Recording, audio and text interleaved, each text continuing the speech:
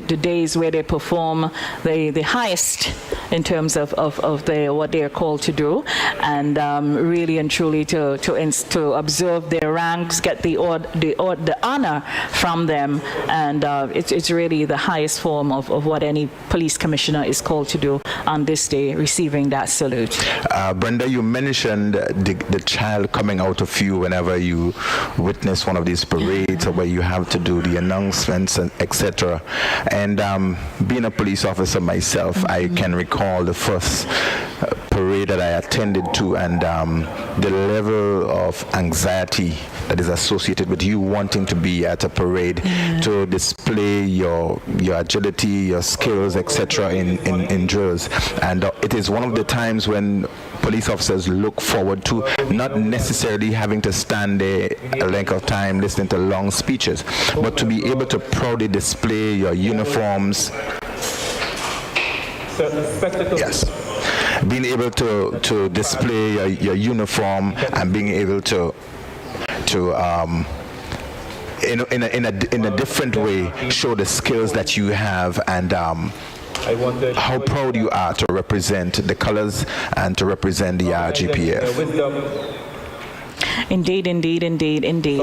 And many commissioners took this role before, between 1969 to present. We had people like Mr. Stephen Bascom, Mr. Nugent David, just to mention a few, Mr. Osbert James, Mr. Adonis Francis, Mr. Ralph Stanislaus, Mr. James Clarkson, who did it twice, Mr. A.B. Bernard, Major Ian St. Bernard, as you hear the term now changes to Major, because it was during the time of the Revolution.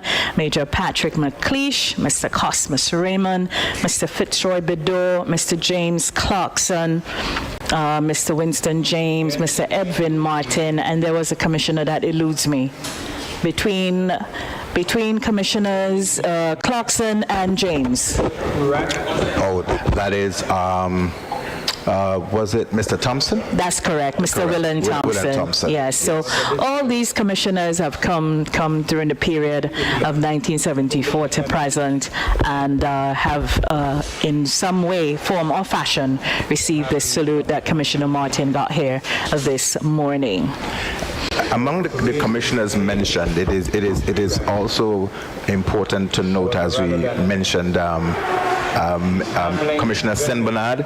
History records he's one of the youngest commissioners. Major Ian St. Bernard held the reign as commissioner. And so we are fortunate that there are few or many of these commissioners, past commissioners, that they are still here with us. Some are listening very keenly to the broadcast. Others are looking on with very, very critical eyes, and not necessarily to downgrade the RGPF, but to make a contribution still towards, Absolutely. Because on a day like today, even though they are retired, they automatically looking on here, the character of the police officer just, engulfs them. And so they are looking on in that capacity this morning, I'm sure. Somebody like Mr. Clarkson probably have a notebook out and taking some notes to send across to you guys. It is also important to note for the record and for history that this is the first time that our officers will be displaying their medals at a national parade. Really? And the badges of good conduct badges, you can see them being worn on their right sides, and the medals are being worn on the left.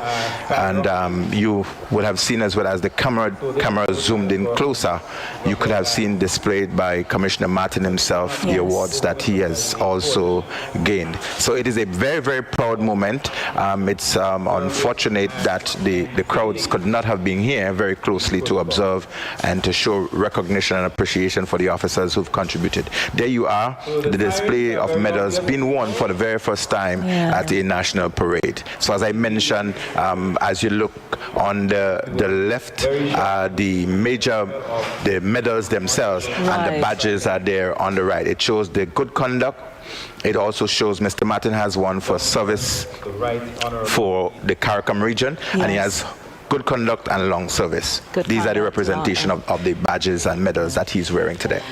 And it's really, really, really, we see the beautiful sights of in the foreground there is the Wilberforce Cemetery, the St. George's Center Cemetery, and of course the road to the National Stadium. We are looking at the Prime Minister's motorcade. His outriders are out front, and of course he is right there coming into the National Stadium. There's no traffic this morning. Everything has been cleared, and he is moving. And all things considered, he should touch parade ground in about 2 minutes' time.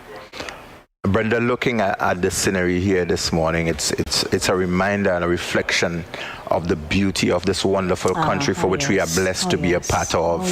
And again, technology is playing into our advantage, and I'm sure our cameramen and our our drones that are out there capturing the footage for us. It is really a significant addition, enhancing the image of our independence celebration. Grenada is really a beautiful place. I don't think we can overstate that. And let us sound proud. Let us be proud. And I am proud. I am happy to be a part of this occasion and happy to be Grenadian. I'm sure most people would be saying similar as they listen to us bringing this broadcast live across. It must be nostalgic for those in the diaspora looking on this morning, missing home, looking at the sights and sounds.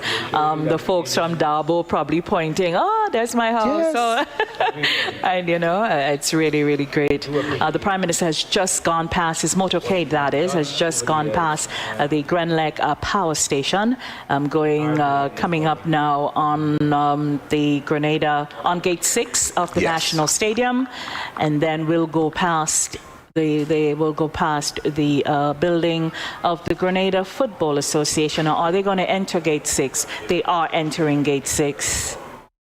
My memory serves me right. I think it's the first time we are able to follow the dignitaries entering from this distance. And there is, to every bad comes a good, and I think there's opportunities in every crisis. Created in every crisis. And so those of you who are fixed at your television screens, your computers, wherever you are, within the comfort of your home, persons at the National Stadium are not privileged to have such a fantastic view as you are. And maybe if you were here at the National Stadium, we'll be saying, I was going to be missing all this spectacle. We probably would have been beamed on the screen to them. But what it does is it enhances the broadcast, and we must give special commendations to our production and technical team here, that of TNR Communications and the GIS broadcast team. So the Prime Minister's motorcade is now on the parade ground. And here he comes. And he's preceded by two of his very competent outriders, motorcyclists, and the black BMW, followed by a black Prado. Prime Minister. I'm going to leave that with you. I must tell you, I'm very illiterate when it comes to types of vehicles. I can tell you, yes, it is. So thank you for pointing those out. It is a BMW and a Toyota Prado, with the two motorcyclists preceding. It is very, very... I guess what he would miss most today, normally when the Prime Minister arrives at the parade grounds on an Independence Day from time immemorial, is the cheers that they are greeted with from the Grenadian people, and that will be missing today. But I'm sure he can feel their spirit, feel their vibrance, feel their agitation, as many of us are challenged at this time during this pandemic, and him being charged with the leadership of this country at this time. It must be a bittersweet moment for him. Also, we must point out that it is probably very bittersweet as he's coming in this morning having lost one of his comrades in political and a very good friend of his, Mr. Elvin G. Nimrod of Carriacou, who passed yesterday. So it must be quite a bittersweet day for the Prime Minister. But here he is this morning making his way to receive his salute. So, listeners and viewers, wherever you are, the parade under the command of Superintendent Cannott has been just called to attention. The Prime Minister's security, they have just alighted from the transports.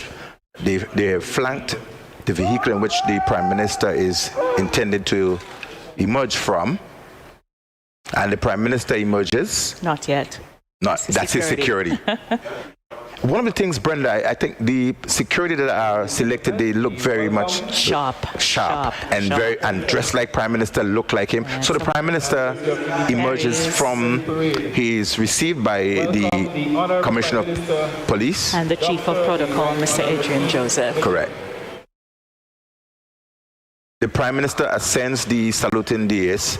At this point, the parade, they're asked to shoulder arms, and the Prime Minister would now receive what is a general salute.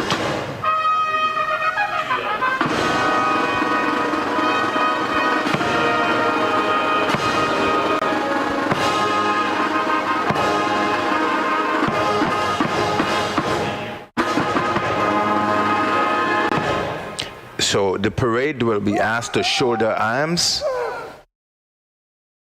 by the parade commander. They're asked to order arms as the Prime Minister steps down from the saluting dais to take up his position on the parade field, or in this wonderful arena that is set here today. Brenda, for the purpose of our listeners, I am sure that you have noted that all of the salutes and the compliments paid, they are different. As the Commissioner of Police arrived, he got just a fanfare. Right. And just the salute from the senior officers. As the Prime Minister came in, he got a general salute. Right. And obviously, when Her Excellency arrives as well, she will be getting the royal salute. I was hoping you were going to join in to tell me what it was. No, I leave that with you. Right. I leave that with you. You're the man. You're the man for that. You're the man for that. That's why you're here. Yes. So looking back at previous parades and the excitement associated with it, and how the officers would feel as they parade along the streets, I think that is missing.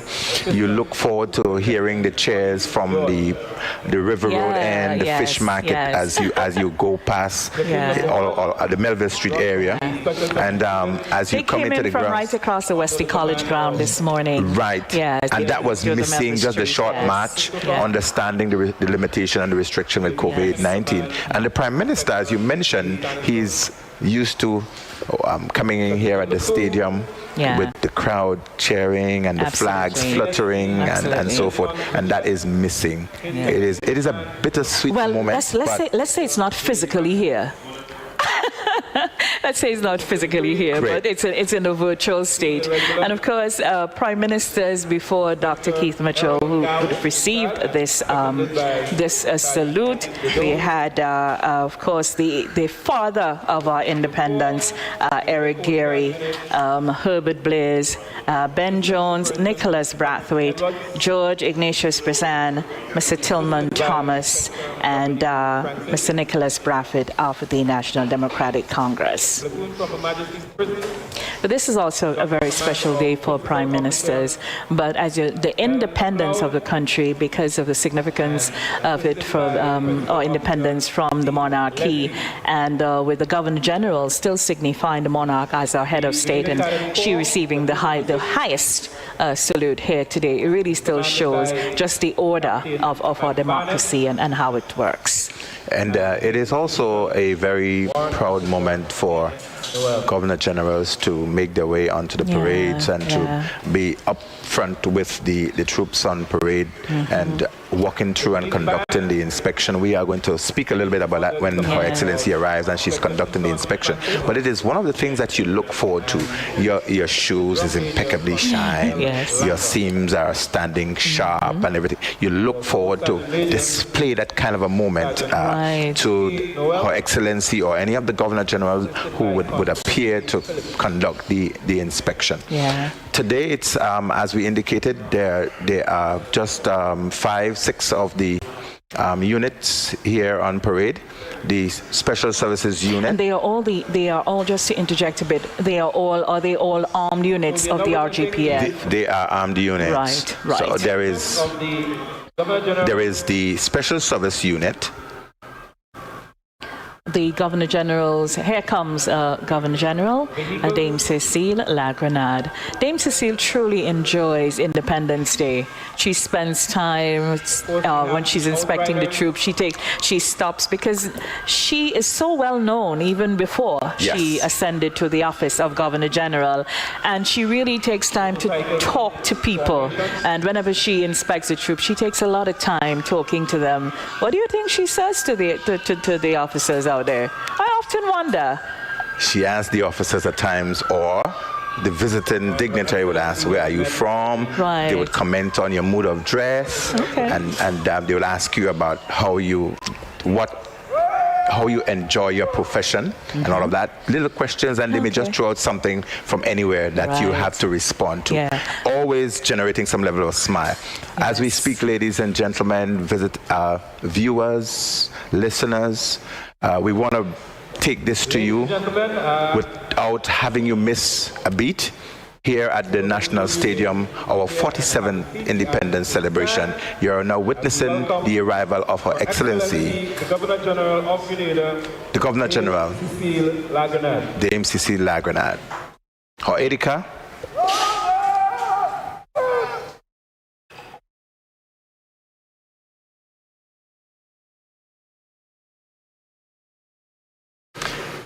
Brenda, I would want you to comment on Her Excellency's mood of dress. I leave this one up beautiful. to you. I always look forward to what she's wearing. Always.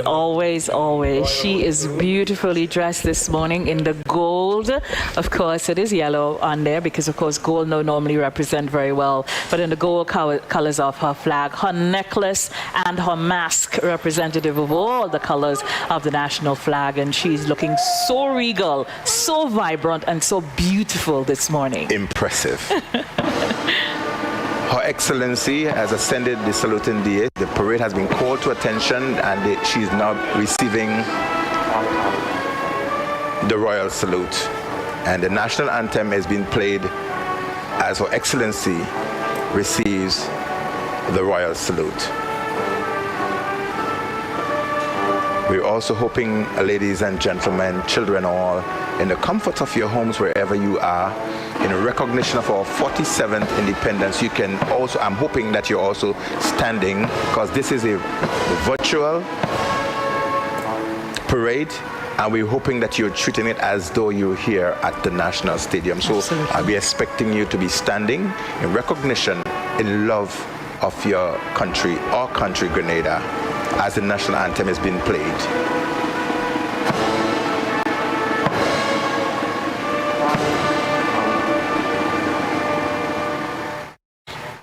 So the next word of command is shoulder arms.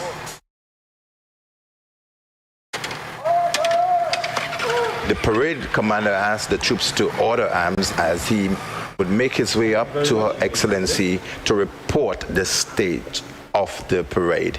He would be saying to her how many platoons, units that are on parade, what formation they're dressed in, and he is going to say to her that they're expecting her to inspect them, and he's going to graciously request her permission to carry on, or for her to first inspect and then to carry on with any other thing, whether it's a small display or otherwise. He needs to request permission of Her Excellency so to do. So people have been wondering, what exactly is the parade commander saying to her? Let's listen in.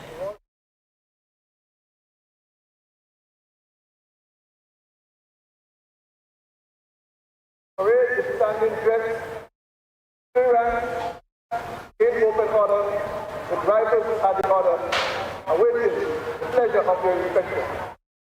Excellency, can you kindly inspect the parade?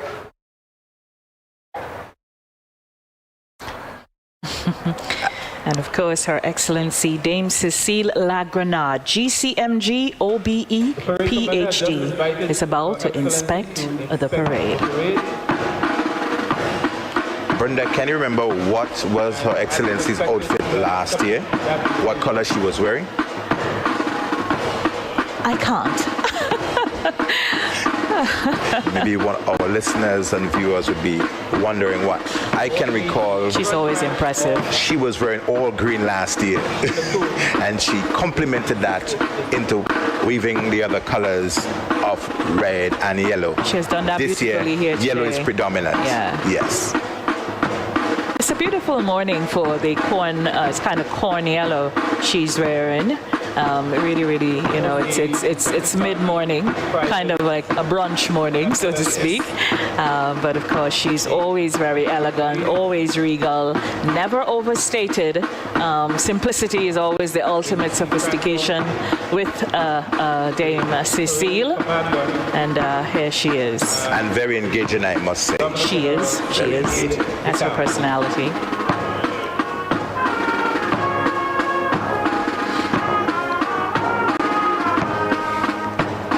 Her Excellency approaches the number 1 unit, the Special Services Unit, under the command of Assistant Superintendent Paul Christopher. The SSU, as you recognize, comprises both male and female. Their outfit is cream, and as I mentioned before, they're also proudly displaying their medals and badges. She now go past the first unit of the regular section of the RGPF, the male section. She has not stopped. Maybe no one has as yet drawn her attention, who looks particularly outstanding.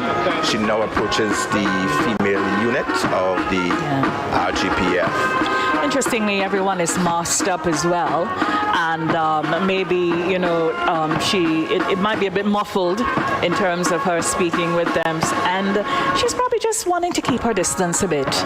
You know, we're always mindful of the times that we currently live in. So there's a lot to take note of. Mm-hmm. This is a special parade. This is a different occasion. It's a different era. What is also noted is the dressing of the officers. They usually at elbow dressing, but this year, this parade, because of the COVID-19 protocol, they're forced to be further away from each other. Right. And that is right. notably observed. Right. And rightfully so. She go past Her Majesty's prison, and the final unit, the Cadet Corps. The Cadet Corps, one of our most recent innovations, units that we are proud of, the young men and women who've taken up that regimented level of responsibility that comes with a keen sense of discipline. We used to be vibrant as before, in the 70s and 80s especially, and then it kind of went dormant for a while, and it's great to see it back. And as we are noticing, there are many more girls in the Cadet Corps than males. Is that a good sign, or? That's a good sign. I think it's really a good sign. It is a good sign. I don't think I expected less of you. That's a good sign. So, ladies and gentlemen, we're hoping that you're not missing any of this. Sure not. It's Sunday morning. It's really one of the things about this Independence Parade. It's probably going to be the biggest parade in terms of viewership of it.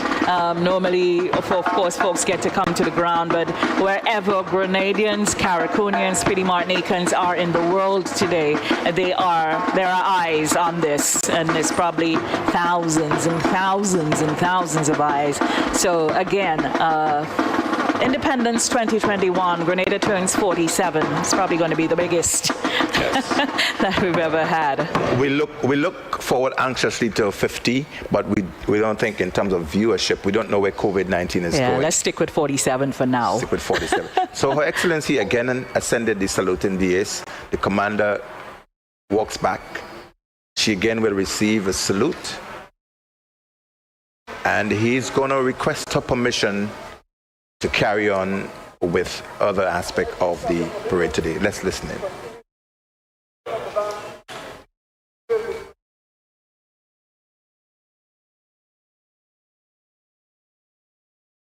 So listeners and viewers, Her Excellency has graciously consented to a display by the police band. So we are now about to witness Is it Superintendent Connaught? It is Superintendent Connaught. He is one of the finest police officers ever. Yes. I must say that. I agree. Yeah.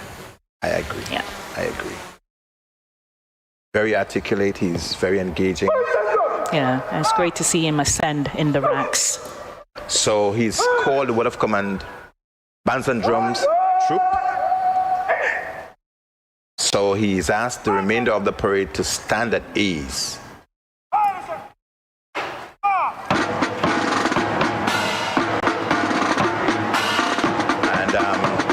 this year, ladies and gentlemen, rather than having one officer carry the mace, we're having now two officers. Constable McVean, and it looks like McVean and Langdon. And Langdon. Yeah, I'm very familiar with yes. them. Yeah, that's Constable That's Lyndon Langdon, yes. and Constable McVean is right here. So Brenda, you see how well you compliment us on the team? You know the police officers, you understand the parade, which is really a compliment to you as well. Yeah, I've done a lot with the Royal Grenada Police Band in terms of their concerts and so, and one of the ways of giving back in terms of national service is, working along with the police for your various activities. So that's why I probably am aware of some of the police officers. And it's really, really great to see them here on parade grounds today. You all carry it up today. Sharp as ever. Always. Maybe as an added innovation, we could probably in future incorporate the applause and images and so on, because it can bring some added. Right. But I kid you not, wherever Grenadians are, they will applaud, they will say yes. Yes. They will do all the things because, we are not a muted people. We're lively, we're colorful, and on a day like today, we just love Grenada, and we put everything else just aside for a moment.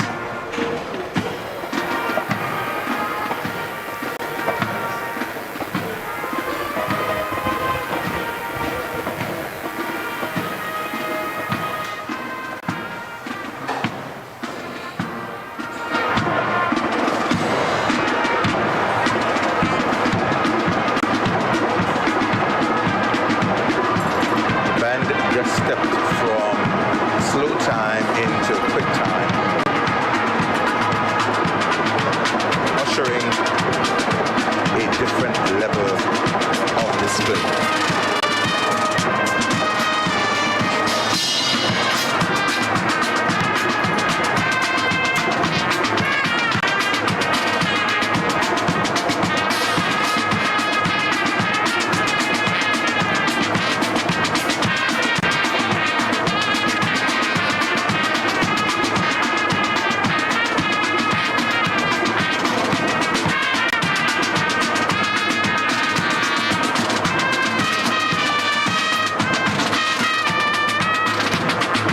Recognize what they're playing? There we see some coordination of the drills. Come let me shake your hands. Come let me hold your hand. Come let me hold your hand.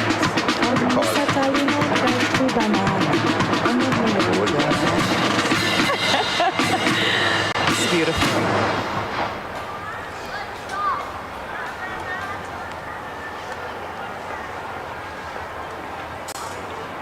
Restricted, but obviously not limited. Absolutely.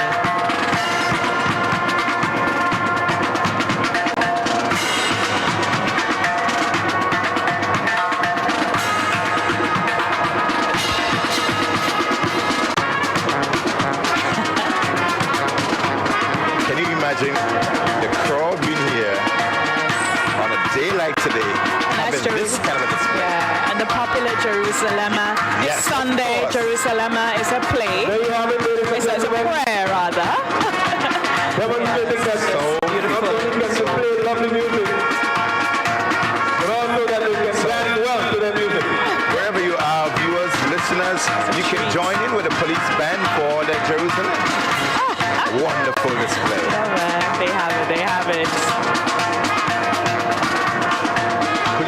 imagine that all of National Stadium joining in with the police band here for I'm Jerusalem? sure they are. I'm sure they are.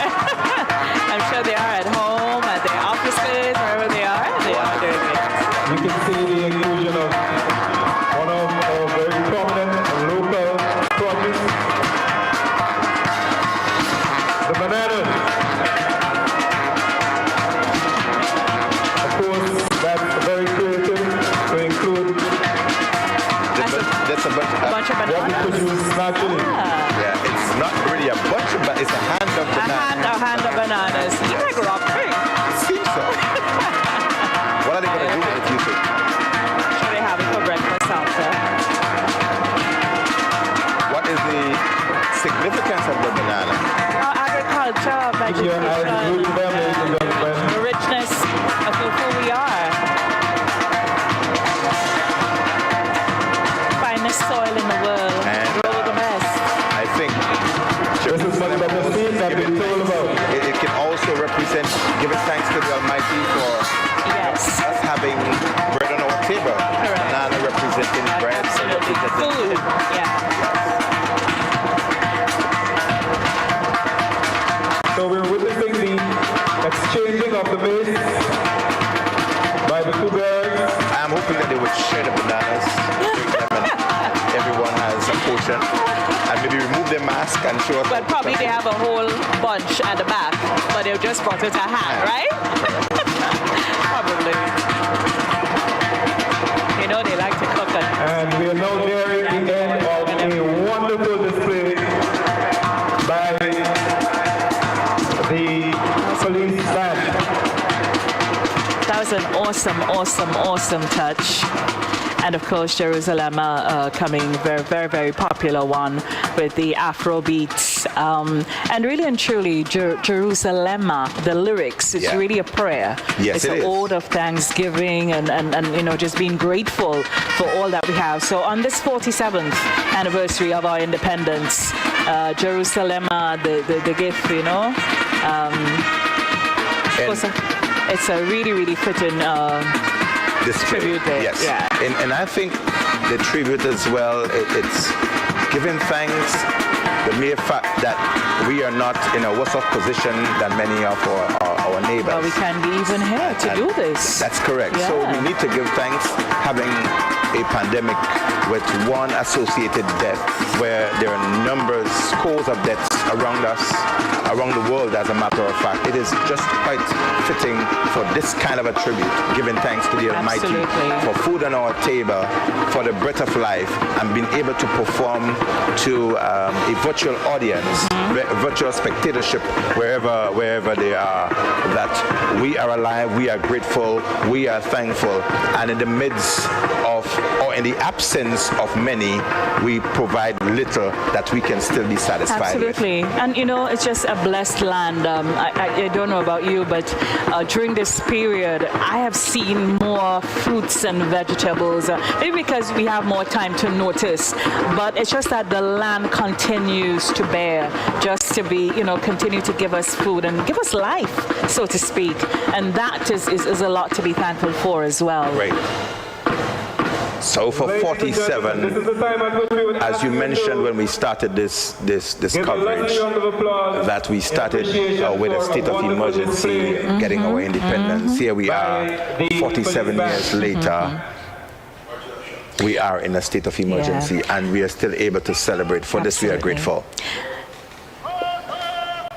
So the units are called to attention. They're asked to order arms. And they're asked to make a right turn. And they are going to do a quick march. That's the number 1 unit, the Special Services Unit. We've just witnessed the commencement of the drill display. In the position they are, that position of weapon drill is called the recover arms position. So they are displaying with the weapons, the M16 rifles, in the recover arms position. as to what they're displaying, I am inviting you to view keenly and come up with your own interpretation as to what they are displaying. I'm sure we will be having the responses Starting to see it already. on Facebook. What are you recognizing, Brenda? I am not going to No, spoil you can't it. sell it. I recognize it. Very, very conspicuous. Beautiful. Elegantly displayed. 47. Let's turn around. The drone is going around. Oh, God. Isn't technology beautiful? It is really, really, really beautiful. And we do good with it, And- like we're doing this morning. And everyone displayed before you, wherever you are in the world, you are in the world. 47 years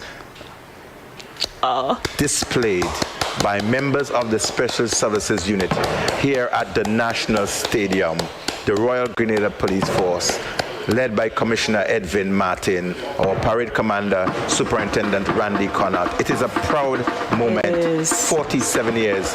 Every one of you, every one of us, we are happy, we are proud to be part of this history, celebrating a military parade displayed here virtually, and you still feel as though you've not missed anything.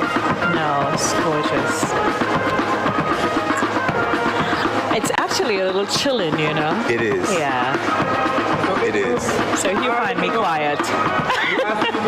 I'm just taking the time And you're to soak in soaking it, it at the moment. Yeah. You will notice the rifles usually forming the figures 4 and 7. Ever conscious of God, we aspire, build, and advance as one people. Let us always, always, on this Independence Day 2021 and moving forward, remember that. Stay safe, Grenada, Carriacou, Pity, Martinique. We salute you. So says the banner of the RGPF. Well done.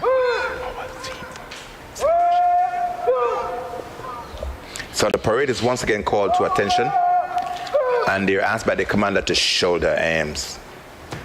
It's great. It's Stay great. safe. Yeah, it's a great tribute. Great message. They're asked to present arms.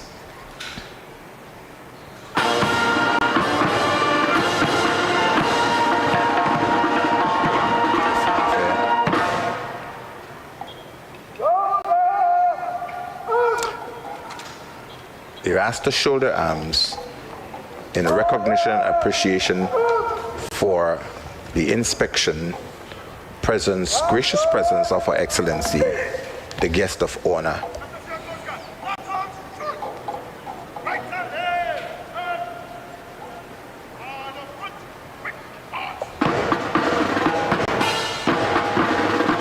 So the platoons will return and retrieve the rifles. So, what was not recognized or missed was that the officers did leave their weapons in the 47 position, and I think to most people they thought it was something that was drawn on the carpet. And I held this level of suspense until they are now returning to recover their weapons. Brilliant. So this was not a marking that was placed there. That was actually 47, a display with the rifle, M16's rifle, carried by the Royal Grenada Police Force, Unit 1, the SSU, and the Coast Guard or Marine That unit. is so sharp, and the That is precision in that. Yeah, that is wonderful. 47 formed by the Yeah, because from the drone shot, it can appear as they were markers, but they were actually the Rifles that were left rifles. there. And that is a bit of the suspense that was created for Oh, I see. our viewers. Nice. And I think with the drone technology, it just Beautiful. helped to bring that out. Surely did.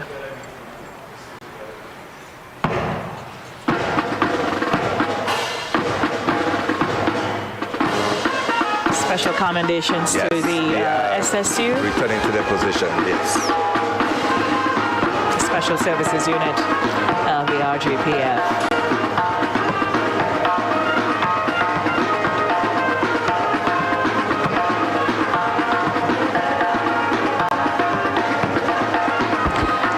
band, I mean, how much can we say? How much more can we say about just how well they play, how melodious, how synchronized, just how sharp they are?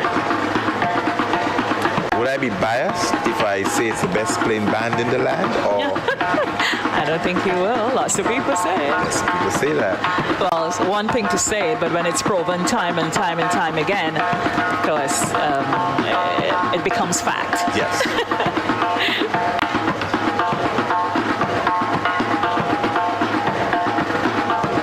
One of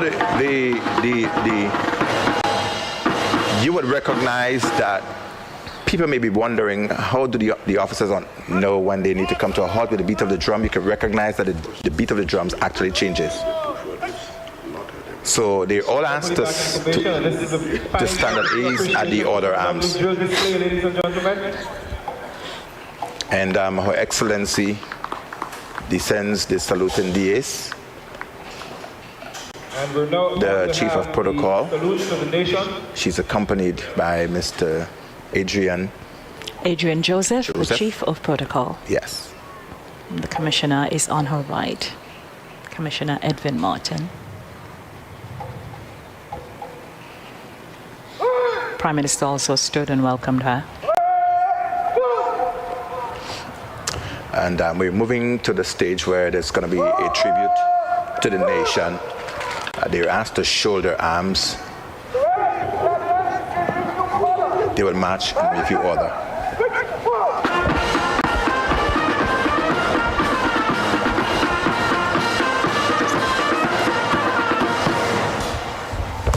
One, two. They all march forward. And the word of command, the royal salute is given, present arms as the national flag is unfurled and will be hoisted. Please stand for the national As anthem. the national anthem is being played and sung here at the National Stadium. The national flag is being hoisted, and very symbolic recognition and appreciation for Grenada's 47th birthday. All other flags stand subordinate to the national flag. The 21-gun salute, and it goes at 3 levels of 7.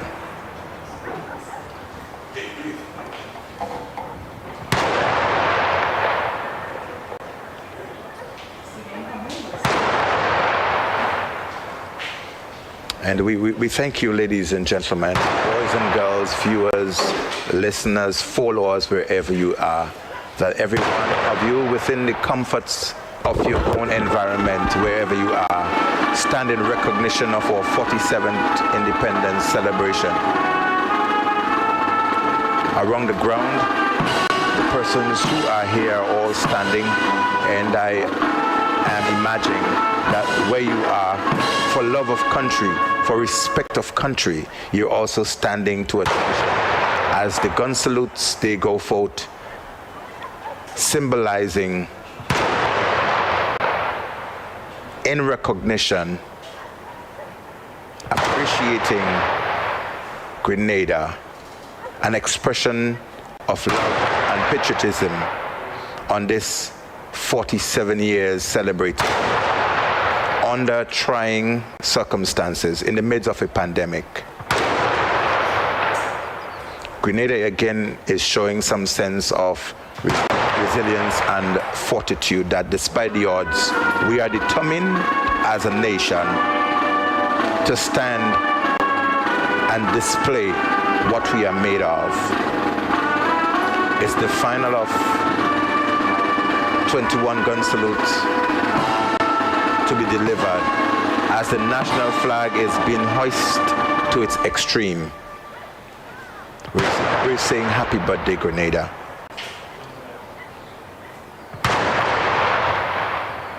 And I'm hoping and would not expect less of you, that those of you who are within the comfort of your homes would invite your children as well. You have invited your children to sit around your computers, to sit around your television screens, recognizing Grenada's independence, celebrating with us wearing your national colors. You have them on your tables, outside your doors, inside of your house, and your children as well. On this our 47th anniversary, you're recognizing that even within the comfort of your home, as we bring you the virtual military parade here at the National Stadium.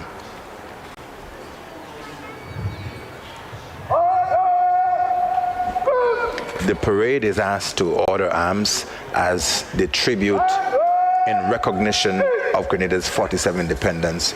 We await a prayer for the nation, and then I'm sure the military parade also will show some other level of display and salute to Grenada.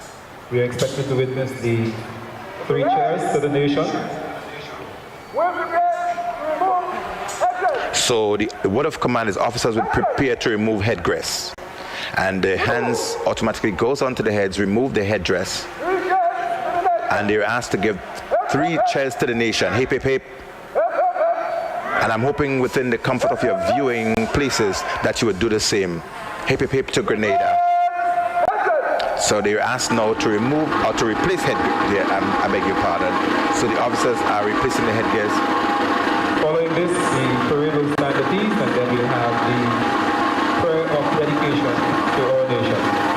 There you with the rolling of the drums, the officers place the headgear and they stand back to attention. In the name of God, And now we have a prayer for the nation.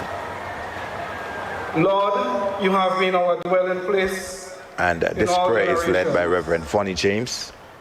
Before the mountains were brought forth, or ever you were from the earth, from everlasting to everlasting, you are God. And in this 47th anniversary of Grenada independence, we declare, blessed is the nation whose God is the Lord. And yet, God, we confess that as a nation, we have sinned against you by making choices that have often hurt and harm and create hopeless in our people and hindered and handicapped our nation for rebuilding together a safer and more resilient nation in these challenging times. And so as we engage in those ABCs, we confess our shortcomings to you. As a nation, we have proudly used faith as a tool of oppression instead of liberation. We have disrespected law and order and blindly called our actions fight for liberty and justice. We have turned children from God's gift to gratifying sexual objects and even shed their innocent blood. We have devised creatively wicked ways to assault mostly women and children. We have abused the gift of social media, acting instead as false witnesses who speak lies against each other. In the name of politics, we have sown discord among ourselves. And through the guise of patriotism, we even boast of love for Grenada. Yet in eagerness and without restraint, we lambaste our land, we litter it, and in a general way in our work ethics, we are lazy towards building it. Oh Lord, have mercy on us. Your scripture assures us, though, that if we confess our sins, He is faithful and just to forgive us of our sins and to save us from all unrighteousness. We pause at this point. Even as we are about to get into this prayer of rededication, we pause to recognize the passing of the Honorable Elvin Nimrod, a son of our very soil, Grenada, who served the House of Representatives of Grenada and has in the past served as the Minister for Legal Affairs, Labor, Local Government, Carriacou and Petit Martinique Affairs, International Trade, and has served our country as Attorney General. May God bring peace to his family and loved ones, and may his soul rest in peace. Now we have confessed our sins and is assured of your pardon. We lift our nation once again to you, O God. Ever conscious of God, we aspire, build, and advance as one people. In the name of God, we rededicate our nation, Grenada, Carriacou, and Petit-Matic back to you. Lord, take this nation, our arts and entertainment, our economics, our education, our family, government, media, and religion, and lead it back by your power and presence and preeminence, that you will have preeminence over our country and in the lives of our people. May our Governor General, Prime Minister, Member of Parliament and Government, Commissioner of Police, civil servants bring glory and honor to your name as they take lead in building our nation. But we say thanks. We say thank God for our nation. We say thank you for being the God of our nation. We say thank you for allowing us to freely worship in Grenada. We say thank you for political stability and the peace that you have over our islands. We say thank you for sharing your wisdom with our medical professionals. We say thank you for blessing our Minister of Health and his team with the skills to maneuver around the attacks of COVID-19. Thank you for giving us clean air to breathe, fertile soil for agriculture and farming, a marine space for fishing and harvesting seafood. Thank you for our hardworking teachers and educators. Thank you, God, for the resources that you provided for us to take care of our poor and powerless in this country. Jehovah God, the Lord who provides, pour out your spirit upon our nation. Give the Prime Minister wisdom to lead this nation, that in spite of COVID-19, its negative impact on our country, with faith and courage, together we shall aspire, build, advance as one people, one family. God bless our nation so that where there are illnesses, bring your healing touch. Where there is fear, strengthen us with the knowledge of your presence. Where there is uncertainty, build us up in faith. Where there is dishonesty, lead us in truth. And where there is discord among us, O Lord, may we know the harmony of your love, that now we can begin rebuilding together a safer and more resilient nation in these challenging times. Amen and amen.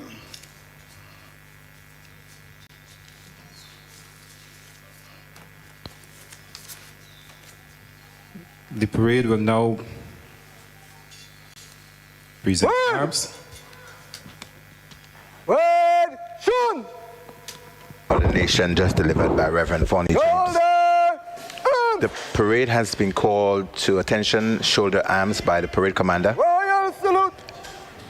Present arms! They're asked to give a royal salute, and the national anthem is being played again.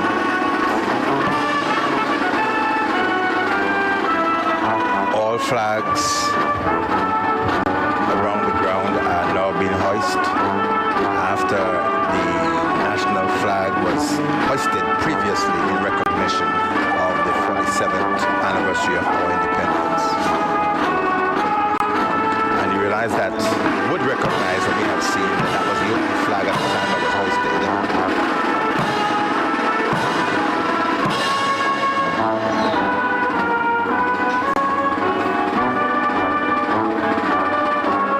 Is now lowered while all of the other flags have been hoisted. The Royal Grenada Police Force, Her Excellency, and the national flag as the national anthem is being played. And thank you, ladies and gentlemen, wherever you are, for standing in recognition of our national anthem.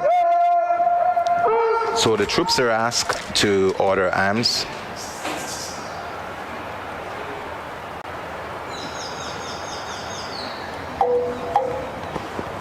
as we wait, I'm sure there would be a very short address by the Prime Minister. The officers are on parade, the units are asked to stand at ease. The official party return to their respective seats. We await the address to the nation by the Honorable Prime Minister.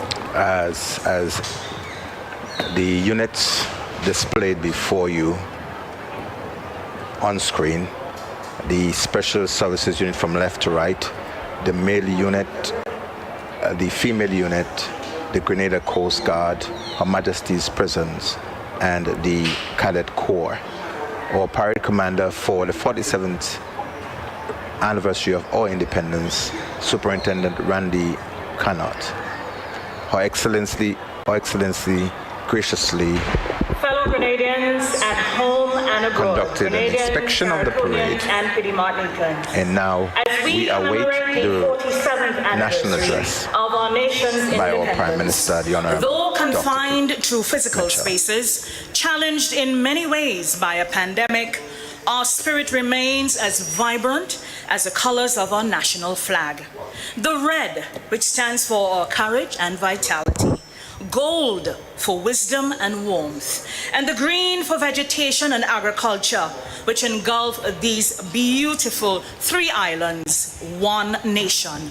Happy independence. It is an honor to stand here today charged with the responsibility to introduce the next speaker. So our own Brenda The Batiste. Prime Minister, Dr. the Right Honorable Keith Entrusted Claudius with the Mitchell, responsibility was of born to introducing Dowlin and Catherine Mitchell in Brazan, St. George. He received his primary education at the Happy Hill RC School and the J.W. Fletcher Memorial School. He went on to the Presentation Brothers College, then on to the University of the West Indies, Cave Hill campus, where he gained a Bachelor of Science degree in Mathematics and Chemistry in 1971, followed by a master's degree from Howard University in 1975, and a doctorate in Mathematics and Statistics from American University in 1979. As a young adult, Dr. Mitchell taught at the Presentation Brothers College, his alma mater, and was also a mathematics professor at Howard University. He also started his own consultant firm in Washington, D.C., and provided consultancy services to many government departments and private corporations in the United States. In 1984, Dr. Mitchell was elected Member of Parliament for St. George Northwest and has held the seat in each subsequent election since then. He was elected political leader of the New National Party, NNP, in 1989. In 1995, Dr. Mitchell successfully led the party to victory in general elections, winning 8 of the 15 seats in the House of Representatives. He assumed office as Prime Minister on June 22nd of that year. Election victories in 1999, 2003, 2013, and 2018, including an unprecedented sweep of the polls on 3 occasions, mean that Dr. Mitchell is currently serving as Prime Minister for the 5th time. Dr. Mitchell is also the Minister of National Security, Public Administration, Youth Development, Home Affairs, Information and Communications Technology, and Disaster Management. Last December, Dr. Mitchell celebrated his 36th anniversary as an elected parliamentarian. In addition to his domestic responsibilities, Dr. Mitchell has served in various capacities at the regional and international level, including Chairman of the Caribbean Community, CARICOM, Chairman of the Organization of Eastern Caribbean States, the OECS, Chairman of the Monetary Council of the Eastern Caribbean Currency Union, the ECCU, Chairman of the Board of Governors of the Caribbean Development Bank, CDB, Chairman of the Ministerial Council Association of Caribbean States, Chairman of the World Bank Small States Forum. Dr. Mitchell is lead head for science and technology in the CARICOM Quasi Cabinet and is currently president of SIDS Doc, serving an extended term by special request. He is also one of the co-commissioners of the Global Commission for Adaptation. Aside from being a long-serving parliamentarian, Dr. Mitchell is an avid cricket fan who has also played the game. In fact, he was a member of Grenada's cricket team in the 1960s and 1970s and also served as captain of the team. Ladies and gentlemen, Grenadians everywhere, to address you on the occasion of our 47th anniversary of independence, I present our Prime Minister, the Right Honourable Dr. Keith Claudius Mitchell.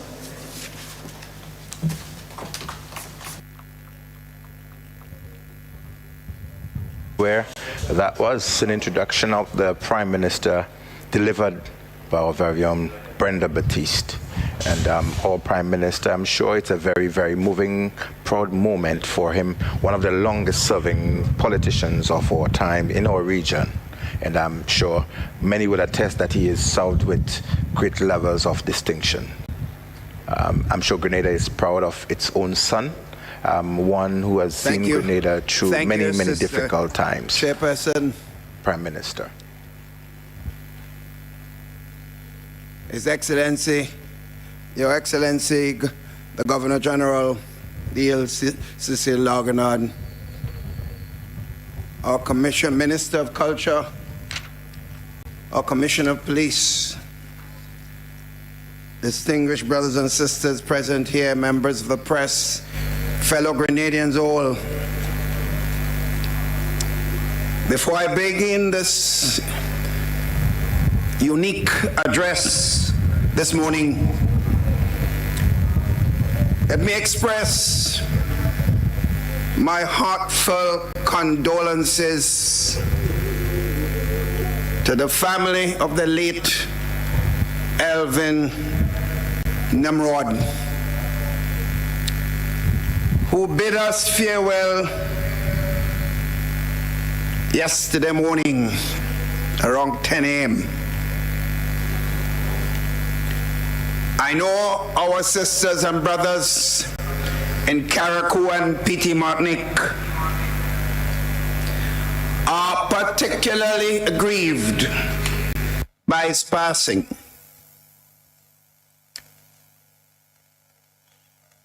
Brother Nimrod gave human services to our beloved country, holding various portfolios in government and serving as a member of parliament for over 2 decades. In addition to Reverend James's comments about his various responsibilities, he also served as Deputy Prime Minister for about 7 years in the government. Therefore, sisters and brothers, I beg your indulgence to join me wherever you are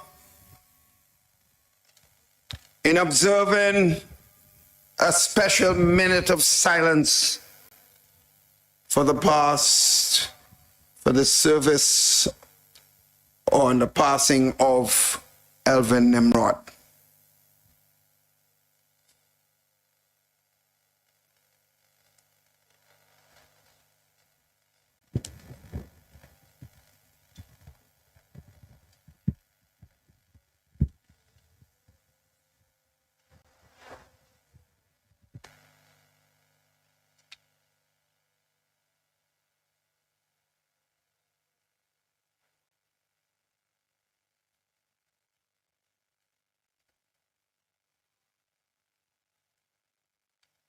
May he rest in eternal peace.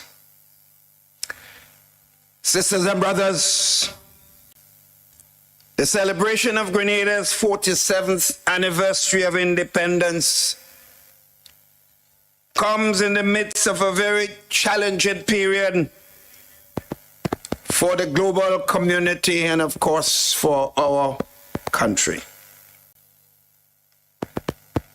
This milestone, though remarkable, is a bittersweet moment.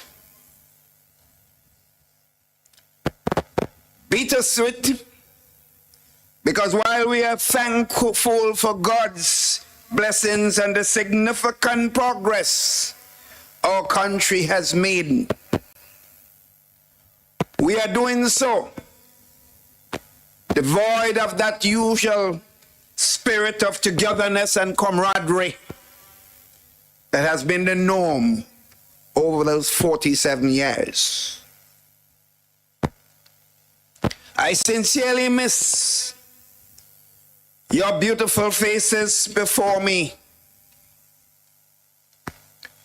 the young and the old, all aglow with excitement, expectation, promise, and indeed hope. As I stand here looking at the empty seats that would normally be filled with thousands of our people, flamboyantly dressed in our national colors, I cannot help but reminisce on the many times that we shared in the same space, united in our patriotism, celebrating the growth and development of our beautiful nation. Today, sisters and brothers, we are no less patriotic because we remain united in purpose, even as we celebrate in our own private spaces. In fact, by adhering to the protocols and maintaining physical distance, we are demonstrating an even greater level of patriotism because we are making the necessary sacrifices now that will give our country and our fellow nationals a true chance at surviving the ravages of this pandemic, which has upended the life as we know it. And so, in our new normal, we adapt, we adjust, and we keep forging ahead as one people, one family. My friends, as one who strives on interaction with people, I tell you that this has been one of the most difficult periods for me personally in my entire life. I'm well aware that the extended period of restrictions is also difficult for many of you, particularly our young brothers and sisters. Because as human beings, we are naturally social creatures. And as such, we tend to gravitate towards each other in joy and in sorrow, in sickness and in health, in good times and bad times. However, the reality is that this pandemic calls for us to be more responsible beings, to take actions that are contrary to our natural instincts, but which have become necessary to help curb the spread of COVID-19.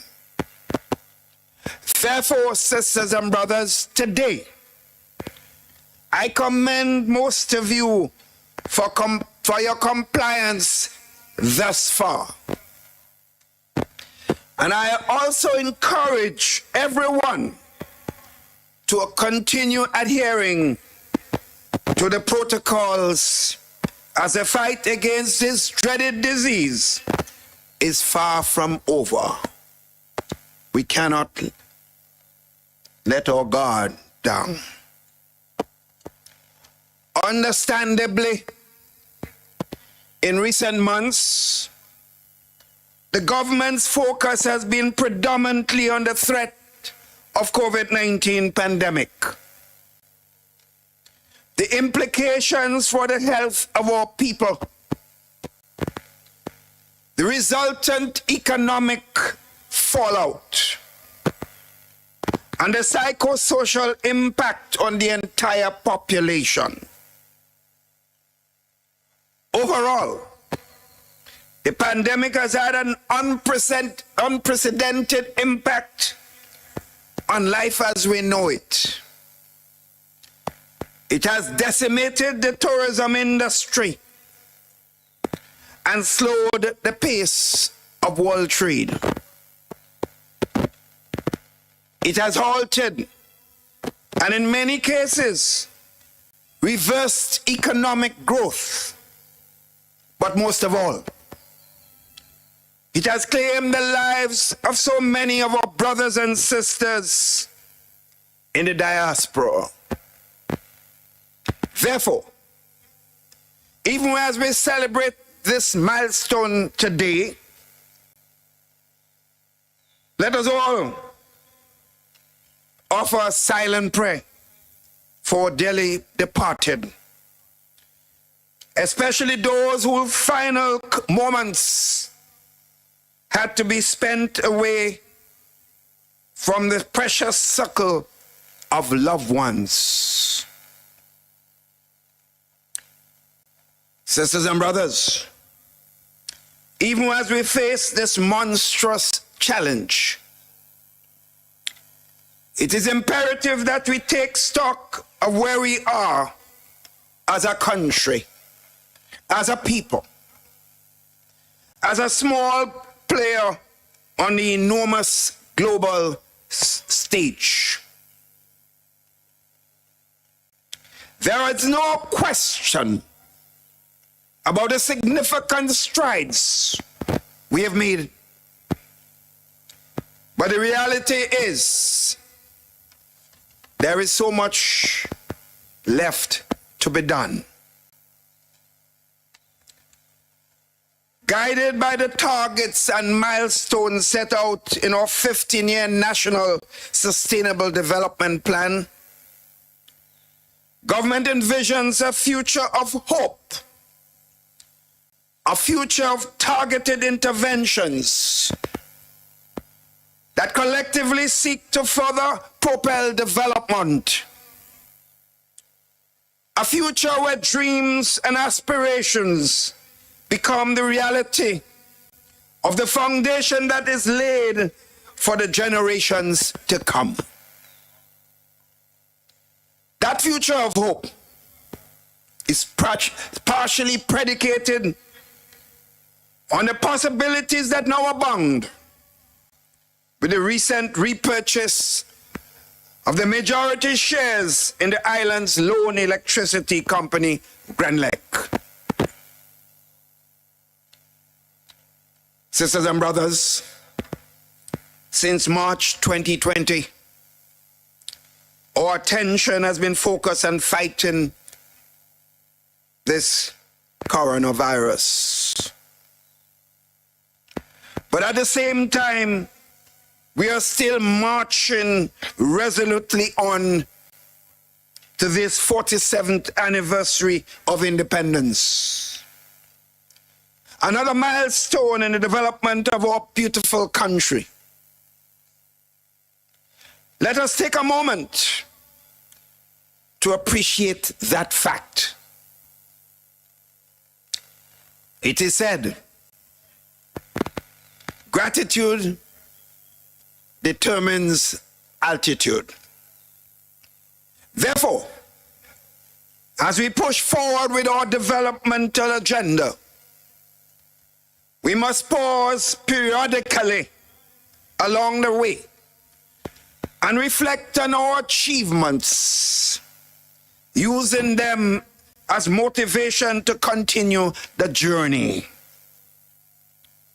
Not the least of which has been the start of the St. George's University that has played an enormous part in the development of our country over the years.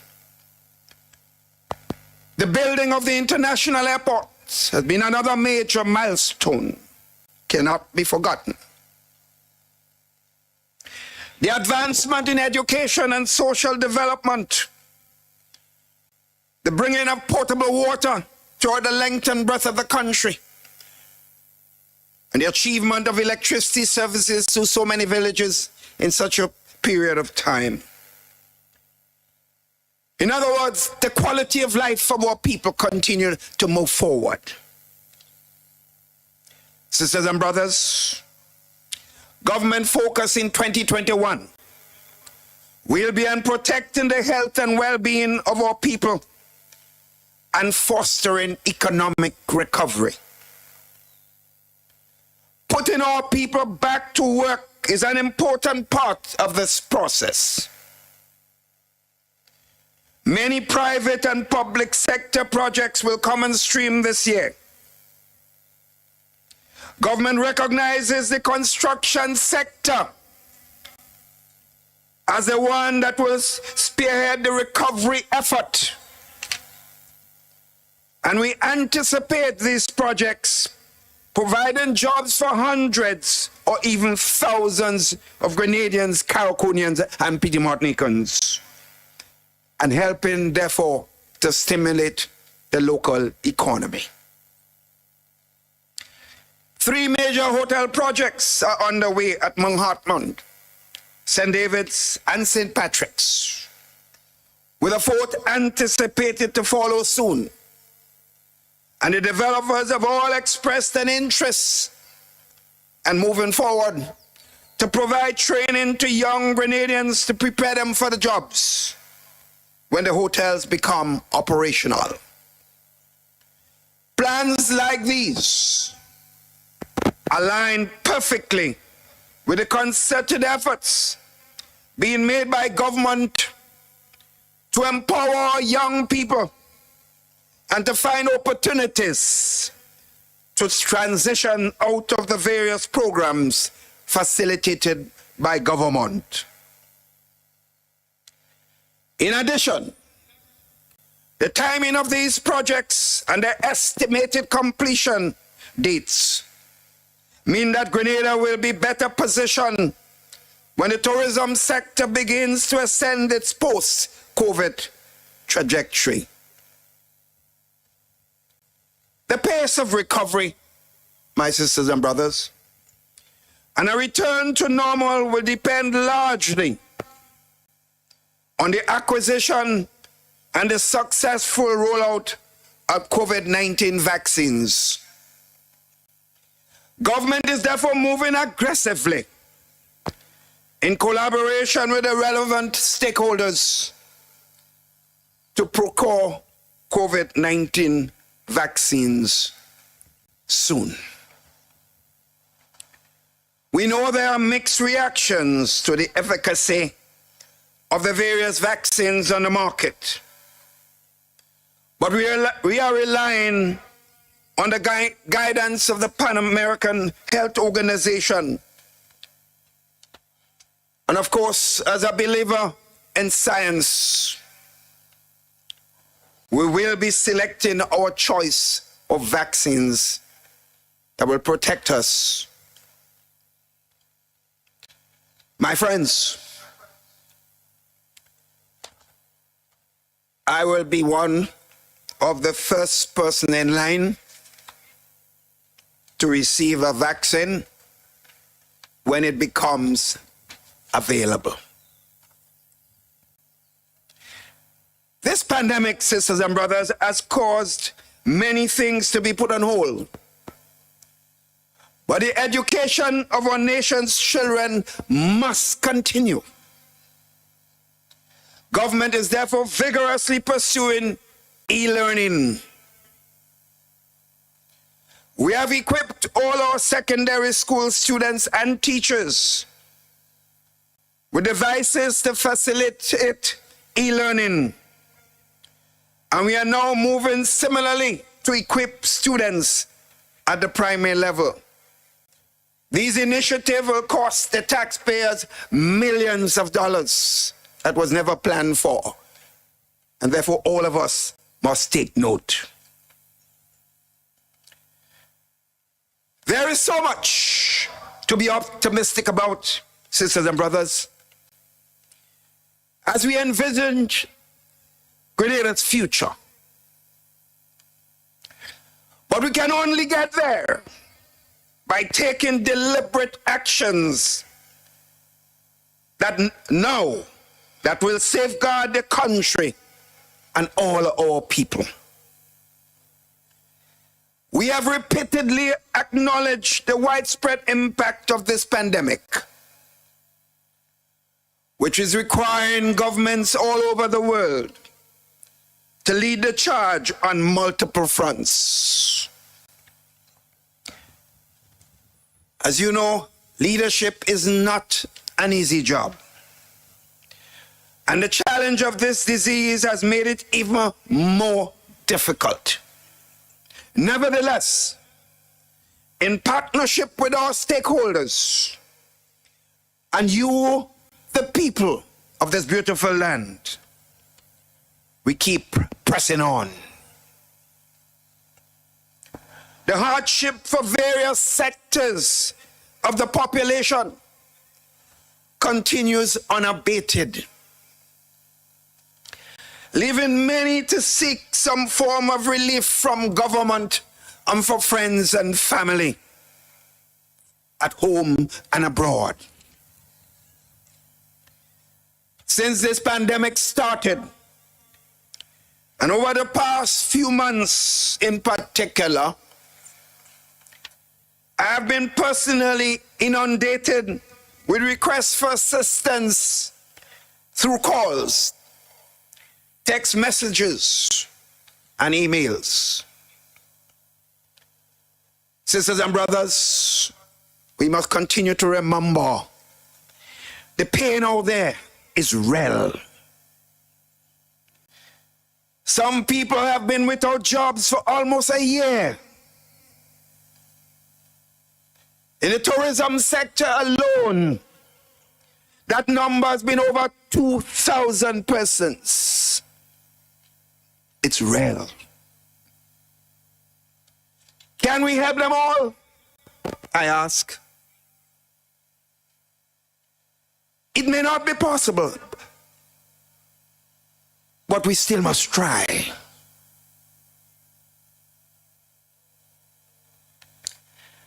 I've always prided myself on being able to sleep comfortably.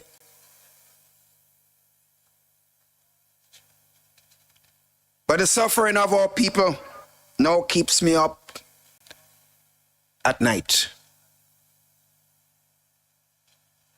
The burden is great, maybe even overwhelming. But I'm committed to doing everything possible to ease the suffering of every single Grenadian, Caracunian, and Petit Martinican. Sisters and brothers, unprecedented times necessitates strategic, innovative, and out-of-the-box thinking to find solutions that will soothe the desperate cries of those among us who simply have no means of helping themselves right now. We all must remember them and do what we can to help. Sisters and brothers, it is for this reason I plan to present a proposal to our social partners and by implication the country for the creation of a social fund that will be used to help the most vulnerable in our society. The concept is that every one of us who is working will contribute to this fund. I would lead by example, contributing a portion far above anyone else of my salary every month to help those in need. And I'll be encouraging my cabinet colleagues to do the same. Similarly, I would be encouraging everyone who's able to make a contribution to do so. Sisters and brothers, we are not going to Parliament to mandate anything. Our conscience should be our mandate. It is simply a suggestion made in trying to come up with creative ways to help those who are in need. Remember, sisters and brothers, we are a Christian society after all. And we are called upon to be our brother's keeper.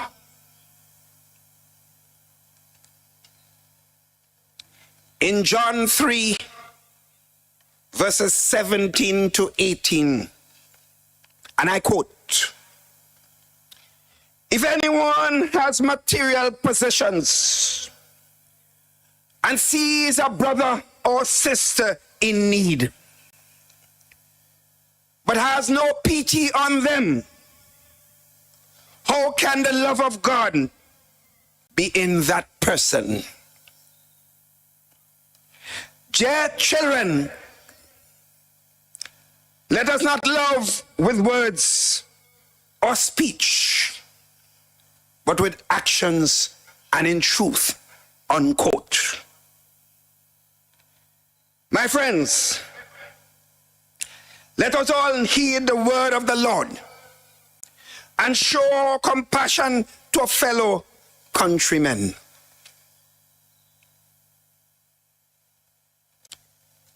I assure you, apart from our individual donations, if this fund succeed in being started as I wish, members of government will have no involvement in implementing this fund. The way I envisage it, the social partners will establish an independent committee to manage and disburse these funds acquired through this effort.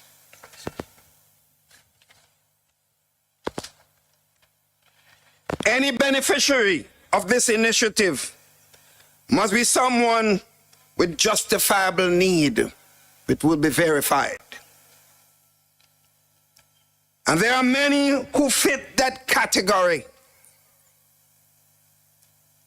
We look around us. Farmers are hurting. Fishermen are hurting.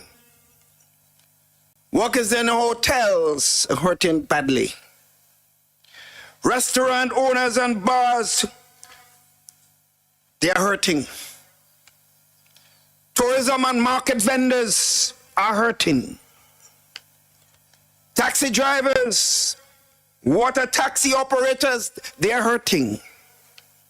Tour operators and tour guides and other industry providers, including operators of marine-based business, they are all hurting. Liat workers who have provided years of human service to Liat, who have now literally not operating and are left at home for months without a penny. And other workers involved in the aviation industry, hairdressers, barbers, entertainers, school-based vendors, shopkeepers, small travel agencies, other business owners, property owners. The list goes on and on they are all hurting. Sisters and brothers, the fund that we wish to establish will never be enough to meet the pain, as I just listed so many people out there. We are also in discussion with the regional and international community to get additional funds to complement the initiative that I just talked about. Sisters and brothers, if you are overwhelmed by the few categories identified here today, imagine how I feel on a daily basis, hearing the cries of so many people. I've never had that in my 36 years of involvement in government. The way I see it is that I can either be so overwhelmed and become powerless to help, or I can use the cries as motivation to find solutions. I opt for the latter, and all of us must do so. Making a difference in the life of one person may seem insignificant in the grand scheme of things, but to that person, it represents a much needed lifeline. At a time when all seems lost, we can all, sisters and brothers, be that lifeline to a brother and a sister in need. The reality of this situation, sisters and brothers, facing us now is that while some are forced to make something out of nothing, others are demanding more and more. Those of us who are earning serious salaries must understand it's our time now. Despite all the circumstances, we must reach out to those who have nothing. This is what we were told as a Christian nation. Love your neighbor as yourself. Sisters and brothers, the battle is long and clearly quite daunting. But I am confident that we will win this battle. The key in winning this battle is collaboration and working together. A collective effort, hand in hand, towards that common objective. We unite and we persevere, confident that the challenges of today will give way to a brighter tomorrow. Our celebration of this national milestone, therefore, today, is a reminder that good things are still happening despite COVID-19.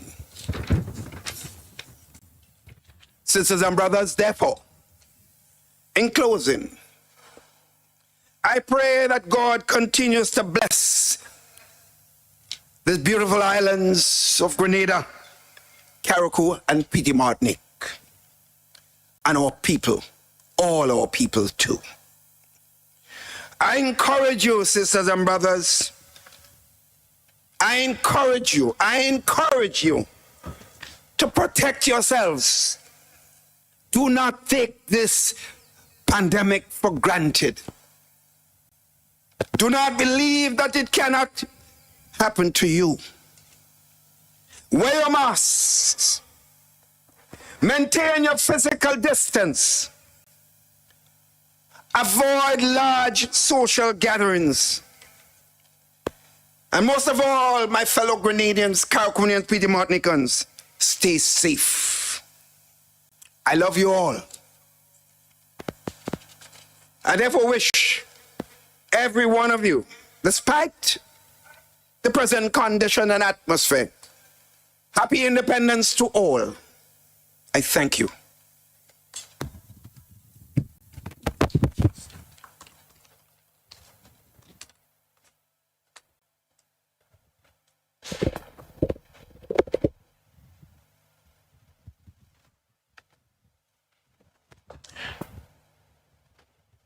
We've just witnessed and listened to a very timely, very sterling remarks from our Honorable Prime Minister.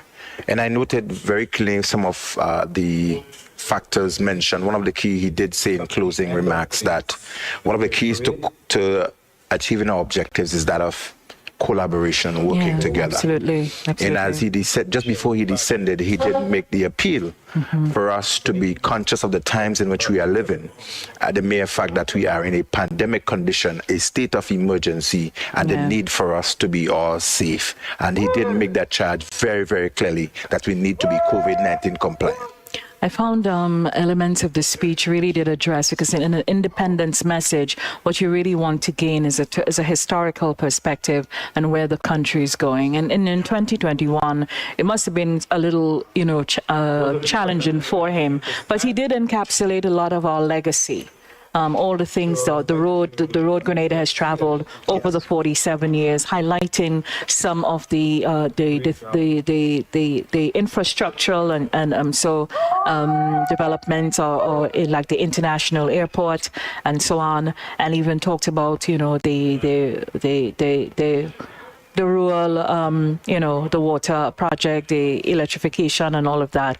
But we'll get back to his message in a few as Dame Cecile is getting ready for her departure.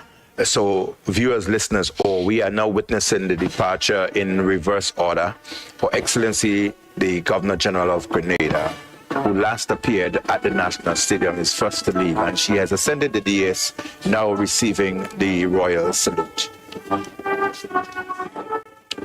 Again, in recognition, in appreciation, as a mark of respect for the 47th birthday of our beautiful nation, I am sure within the confines of your home, within the diaspora and everywhere else, that you are now standing to our independence, our national anthem.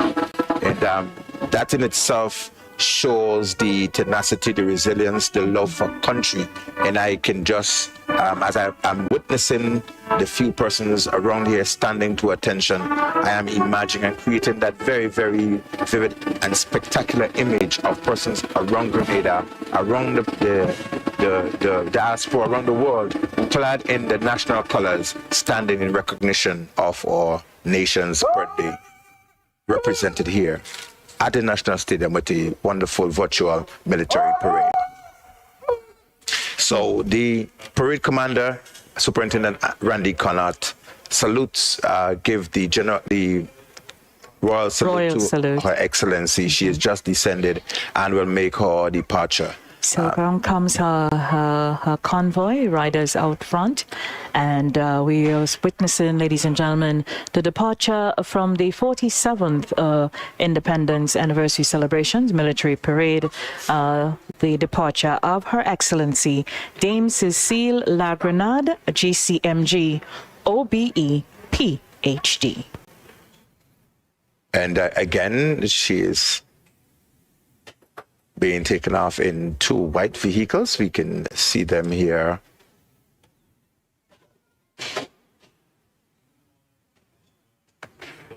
That one is a BMW as well, a white BMW, is it? Yeah. And it seems as though the escort Thank you very much. I see the logo on the rim of the tires. So yeah, I know the BMW logo. Yeah, I did tell you. I mean, I have no problems admitting very illiterate when it comes to a vehicle. Hear me. Look at car. Look at Jeep. Look at bus. Yes, my children are all excited about vehicles and cars, and they drew me into it as well. So by reason of my family, I see. I am connected to vehicles as well. Interesting. And as you mentioned, Superintendent McIntyre, in reverse order, the departures are happening, and Her Excellency is just departed, and we now about to witness the departure of Prime Minister the Right Honorable Dr. Keith Mitchell. Let us also show our respect to the Prime Minister as he departs.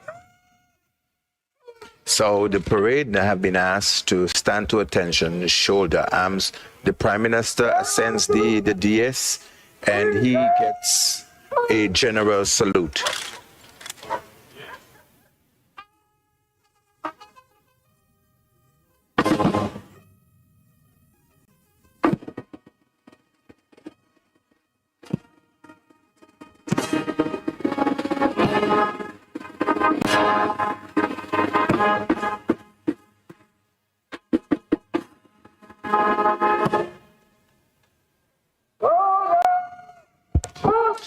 So the word of command is shoulder arms, followed by order arms as the Prime Minister would turn, I think, slightly to makes a left incline, and he descends the saluting dais. What is also outstanding is the colors. He's wearing a red mask. Did you see his socks? I did not, unfortunately. Red tie, red face mask, and his red face mask is conspicuously marked, very clearly marked. Socks, very 46th year of independence appreciation. Indeed. Very, very, very. Looking very sharp. Looking very sharp. Seemed very pensive this morning. Yes. I mean, we did say earlier. I guess it was bittersweet.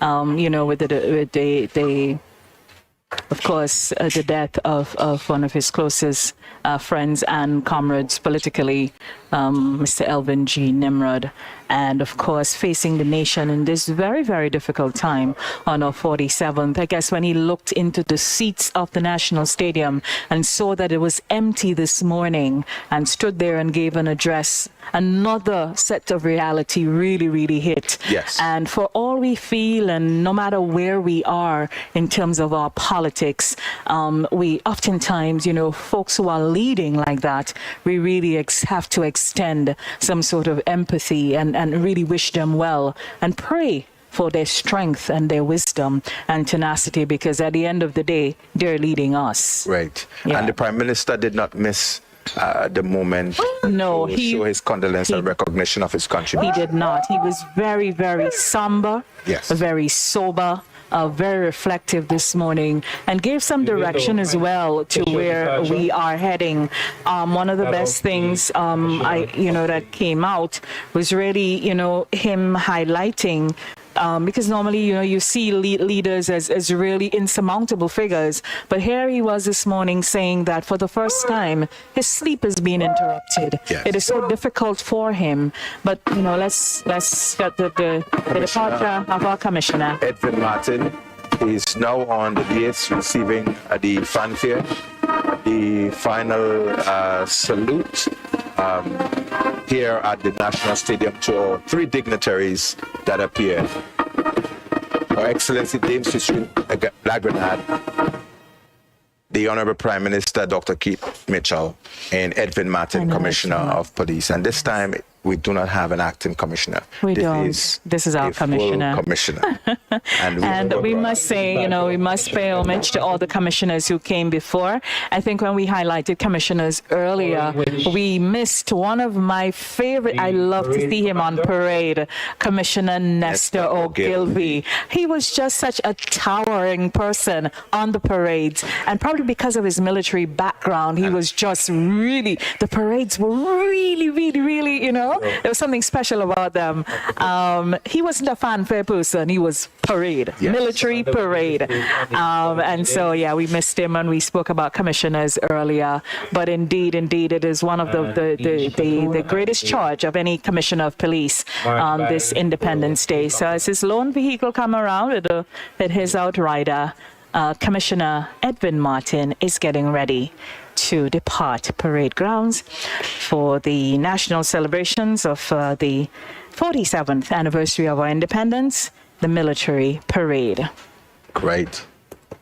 And I really want to commend the officers of the RGPF Oh, yes. who've appeared here, and Oh, they've yes. all been very Observed today. professional, Yes, very astute, very militant in their approach What is? to everything. I mean, did we missed the numbers? Not really. The spirit was just so vibrant, and it was just clear. And when I talk about numbers, I talk about the platoons, Yes. because they are sized down and they are also separated in terms of space, so they're not too close to each other. But as the professionalism, the dedication to duty and service, I mean, just from the way they appear in their uniforms, their whole mood, just in line with everything, not missing a beat. We Right. must say hearty congratulations to them. Congrats. The men and women of the Royal Grenada Police Force. So really, Independence Day, we really see the finest of the RGPF and really who they are and what they represent. It really brings out that reflection, and as you mentioned, that representation. What we are witnessing now is the parade 2IC, or what is called the adjutant, Assistant Superintendent Holly George. He goes up to the parade commander, Superintendent Randy Cannot. He salutes with the sword, obviously, and the commander is handing over the parade to his adjutant, or his 2IC. And on the regular, normal condition, they would be marching off from the stadium onto the bridge, the Green Bridge, onto Melville Street, and will dismiss just outside the old police barrack. This will not be the case. No. Understanding that we are operating on the state of emergency, So we express our limitations commendation and restrictions, and appreciation so to we have to Superintendent comply. And just as Parade Prime Commander, Minister requested of us, we are ASP leaders George, of the process, and therefore we have to first and foremost be the example. They will What be we dismissed see. just where they started. That's outside the Wesley College grounds. They are shouldering arms, and it is very. They are asked to move to the right in trees, and they would right turn. The parade commanders, the adjutant, and the various unit commanders will take their respective places in front of and rear of the platoons, and they would march off from this arena, and I'm sure they'll be going off to where they assembled, just outside of the National Stadium, where they will be dismissed. Yes, at the Wesley College grounds. Yes.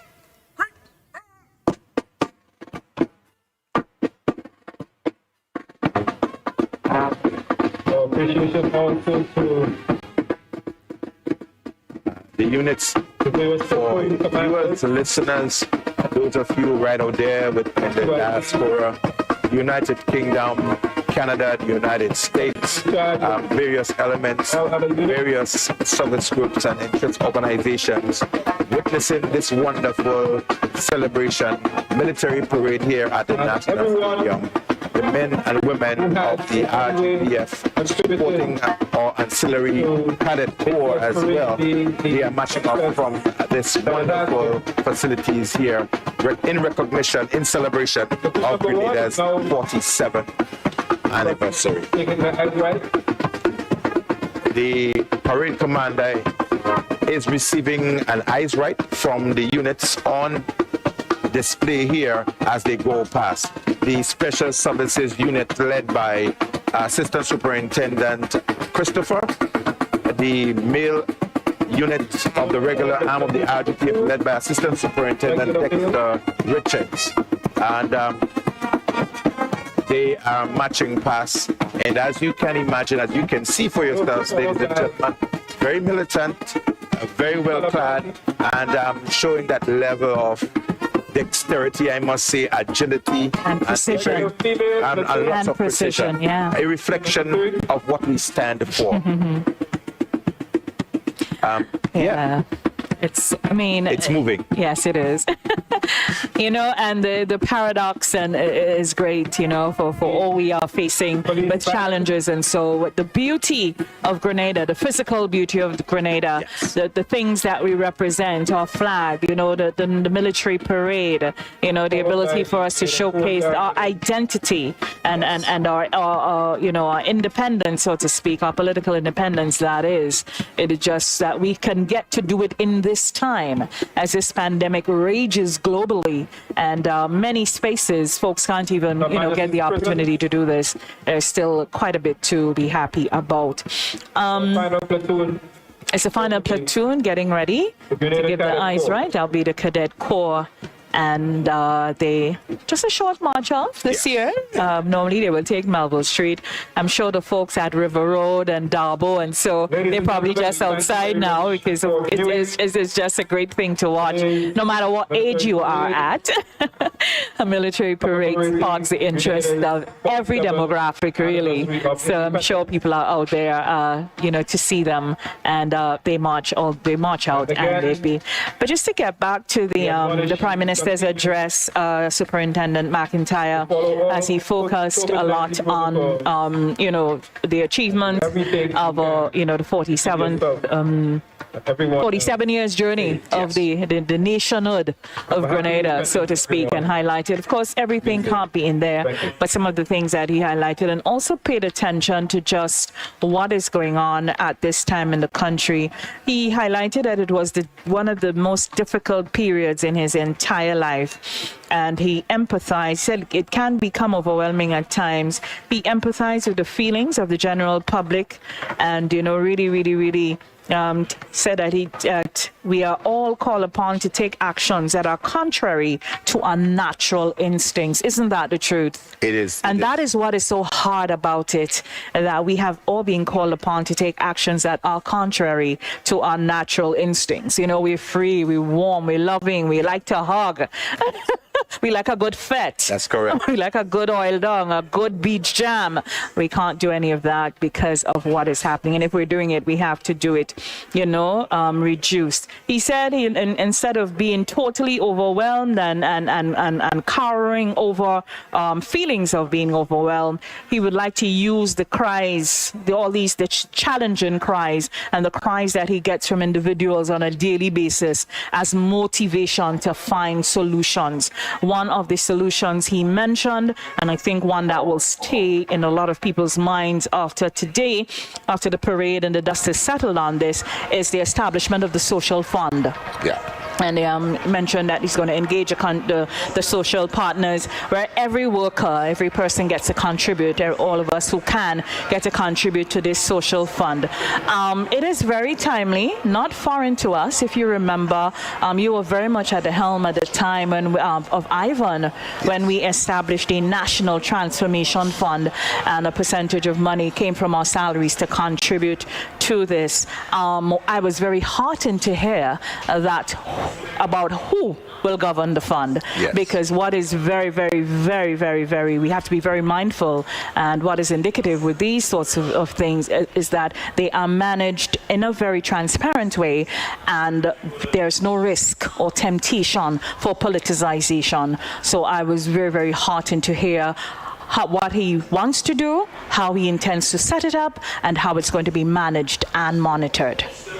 I think, as you mentioned, it was really carefully calculated in terms of how that is going to build. We understand our challenges of the past, some of our pitfalls, and some of the uncharacteristic activities and what you call the actions of others, unscrupulous actions that may have created some uneasiness for us. So it is really, I was happy to hear him really laying it out. Certainly did. And that is reassuring, because that fund or that source that people can look towards is really a source of recovery or relief to them in a time when it is needed just about everyone.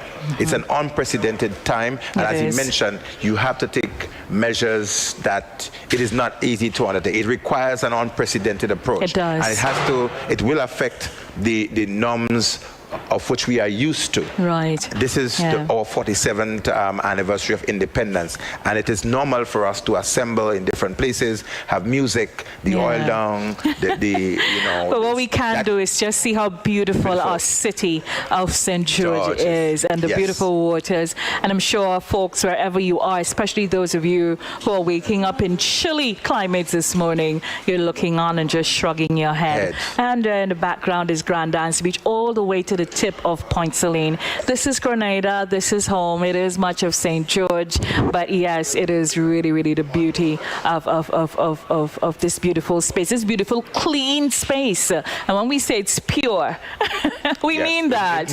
We mean that. Literally and of pure. course, once we are ready to welcome visitors again, you are welcome. But, you know, as the Prime Minister highlighted the milestones we've had in the quality of life and the challenges of now, he also, you know, said that, you know, 2021 is really going to be used to for collaboration, really getting us together, and that is important. It was great to even hear the word collaboration. Yes. What we hope is that it moves from just being a word, a concept, into us actually living it. And I think that what is happening now with the COVID and everything, we have to live it. Yes. We just have to live it. We just cannot look to one place, you know. Yes, it's the Prime Minister and he's the leader of the country, but all answers does not resonate in that place. Yes. All of us have to rise to the occasion and really carry forward, protect the legacy, protect everything that all who has come before has built for us, and that we as a people have struggled for as we move forth. And Brenda, I don't think the two words collaboration and working together could be an overstatement. And it has to be bringing together all facets of our society, our construct of our nation coming together to rise to this unprecedented occasion. And as Prime Minister remarked just before he left, was the need for us to be safe.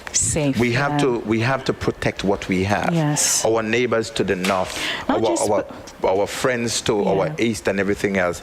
We have to rise and rise to the occasion, and we have to rise to it together. Yeah, absolutely. A key tenet of his message too, as you say, protecting each other and being safe, was us protecting each other, looking out for the other. And I think that is where probably the idea for creating the fund came from. The fact that there are so many among us who really, really need a hand up. Correct. You know, and you know, sometimes we get the feeling that, you know, you're successful, or okay, you're working and somebody else is not working and it's okay. No, it's not. And you know, I mean, until all of us have crossed, none of us have crossed, and there are those of us who we have to carry. And I think that really emanated in the Prime Minister's address today. What he really wants us to do, made a charge to us as Grenadians, just where we need to be going in this very, very difficult time. I would want to reflect a little bit back on the military parade and how it complements the Prime Minister's remarks. The military parade, despite it was cut down in size, we really did not miss the numbers, because as you realize, we had the display, we felt as though we had thousands of people here. Right. And the display by the police band that reflected and demonstrated with the hand of banana, and the Jerusalem dance, giving thanks, and also showing that we need to rise and create our own bread baskets and share from that bread basket. That's right. Give thanks and share. Yeah. And so a reflection on agriculture is one of the things that would show us up in terms of that level of collaboration. And what we would hope to see most as the Prime Minister make this appeal, the establishment of a fund is one for assistance, but we are blessed with fertile soil. And I mean, we don't even have to go so far as we talk about being grateful. The fact that we live in this land space, that we still have all this land. Correct. And the fact that this land just keeps giving us food and medicine. Don't miss that part. Food, the fact that the land just keeps spawning out food and medicine. This is not by design. We didn't do that. We got that. That is grace. that is things that we have to be really, really grateful for. So the symbolism in the hand of Rockfig, Yes. and the Jerusalem, giving thanks, because a lot of people just think it's just this upbeat, Africana song, but really and truly it is a prayer, and it is really a grateful prayer, a prayer of gratitude.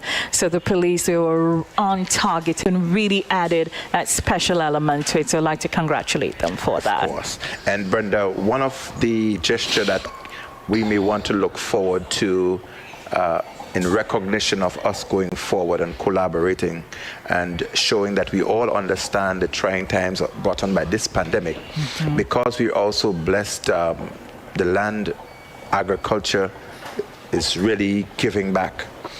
We should look forward to see more persons reaching out to those who don't have. Yeah, that was part of the Prime Minister's message as yes, well. we would want to look at those. If you have a fish and somebody is a farmer and you're a fisher, the person may not have the money to purchase your fish, but they can give you some yams and you can give them fish. Absolutely. So we both have yam and fish as a meal. He said, I think the words were, I don't want, okay, I can't quote him, so let me paraphrase. When he was getting into the areas where we're having the challenges, and he said he would just highlight a few. Yes. When he kept going, it kind of hit me, because you say a few, but then it kept going on, and it really it come upon you that when he said, the farmers are hurting, the fishermen are hurting, and it just kept going. It went past a few. I guess a few was just a softening to get into it, but when he truly got into it, and he just the groups of individuals and sectors kept going on, for me it really did something to me. It just kind of hit me, and I'm like, Jesus. So today's military parade and Prime Minister's speech and all of what we've seen is just more than a display of military reality check.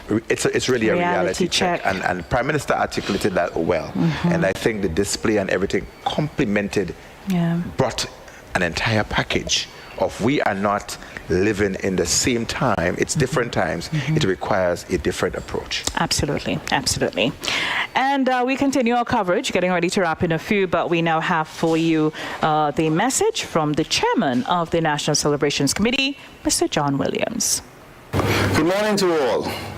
It gives me great pleasure as chairman of the National Celebrations Committee to extend greetings to each and every one of you as we come to the end of this Independence Military Parade of our 47th anniversary of independence under the theme, Rebuilding Together, a safer, more resilient nation in these challenging times.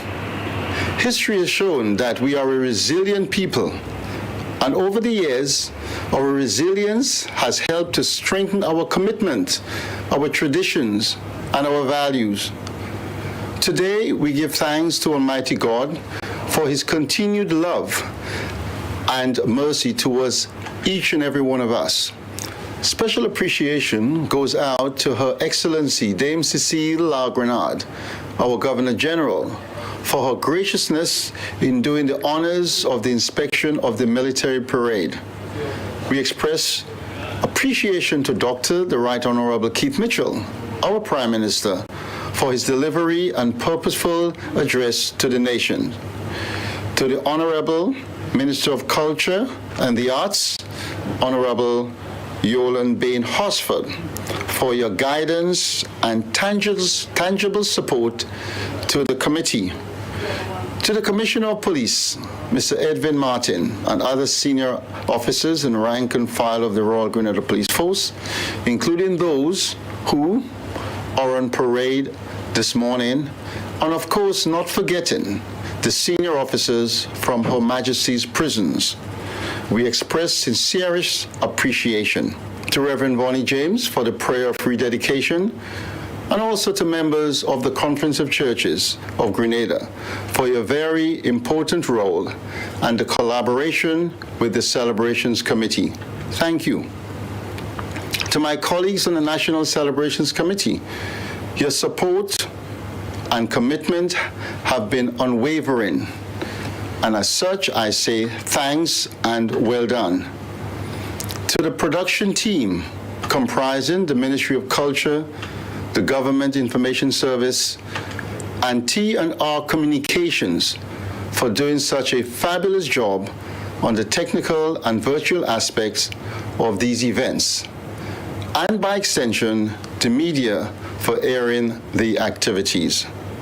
To the Grenada National Stadium, Wagity Rental and Sounds, and finally to the public at large. We undoubtedly miss your presence at the various events, and I refer in particular to the Independence Calypso competition, the cultural extravaganza, and most of all here at the National Stadium for the Independence Military Parade. The COVID-19 pandemic has, in many ways, moved us in directions we wouldn't otherwise have considered. But I believe that as long as we continue to work together as a nation, despite the struggles and challenges, we will succeed. Let us continue our celebrations and do enjoy the rest of your day. God bless you all, and God bless Grenada. I thank you. And that was the chairman of the National Celebrations Committee, Mr. John Williams, really truly doing great service to bring this virtual Independence weekend, so to speak, to us. 3 days, we had Friday nights, we had the National Independence Calypso competition. Congratulations, Sour Serpent, Sean Niles, retaining the crown. 3 in a row? Yeah. He's really establishing himself as one of our most formidable Calypsonians. So congratulations to you and to everyone else who participated. I missed it, but I am told it was a fantastic show. And I see lots of kudos going around from, folks that know Calypso. Right. Yeah. So we would want to be able to extend our gratitude first to the electronic or media team together who put all the yes, we would want to do that. We don't want to be general. We want to, because it was 3 days of hard work. Correct. And normally when you prepare for this, you prepare a whole, weeks in advance. So, of course, the TNR Communications and the GIS team. TNR Communications, topping it off, the big man himself, Mr. Richie Oliver, Blondell George, Nazim Benjamin, Kirk Oliver, Ron Deali, Gary Stephen, Dovell Emily, Colin Dragon, Roger Joseph, Reggie Joseph, Sherry-Ann Noel, Oswin Paul, Mikhail Alexis, John Jerome, and Leslie Ann Johnson. So, ladies and gentlemen, viewers, children, wherever you are, the quality that you've seen has been attributed to this team. To the team that really stuck to the task and took weeks of planning to make this happen. Day and night. Celebrations Committee, led by Mr. John Williams. Again, it is not the easiest of tasks, remembering that we have to adapt, we have to be innovative, we have to modify to have brought all of this virtually to our nation. I keep getting commendations where folks are saying, okay, the parade should be so every year. Woo, they were just happy, the drone shots, the use of the technology, and that's why it was imperative for us to highlight the names of the individuals. Don't just give a blanket thank you to TNR and GIS, because people probably funny enough, it probably would be the only thank you they'll ever get. So it's really important that folks know who are the people behind it, and that, we don't just do this and it goes on. Everything that happens in the back to make it look smooth, even while it's on air, things are happening and they have to figure out the kinks. And so we would like to really commend and congratulate everyone. I think the highest the highest service you can give is service to your nation. And certainly this was a serious effort of great national service on this 47th anniversary as we commemorated in a pandemic. And it did not happen on today, the 7th of February.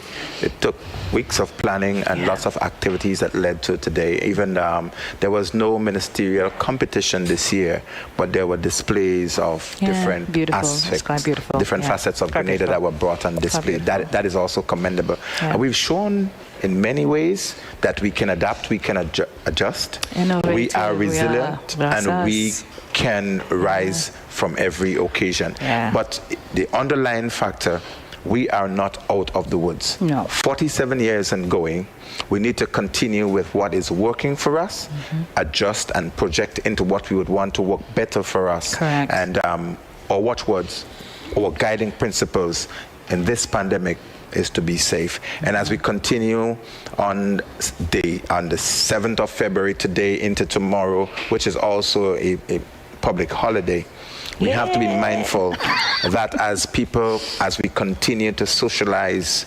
within confines and controlled environments, that we have to be conscious that it only takes one slip up and this nation, which we can't afford, can go back into lockdown, and all that we've worked for can all be lost. So once again, it has been a wonderful military display down here at the National Stadium. Hats off to the men and women in uniform. Hats off to Commissioner Police. Hats off to Randy Cannott and Holly George, the orchestrators, and the 4th Sergeant Major, Sergeant Noel, and the others who were able to get this together to give us a wonderful display. And the police officer who normally do the narration.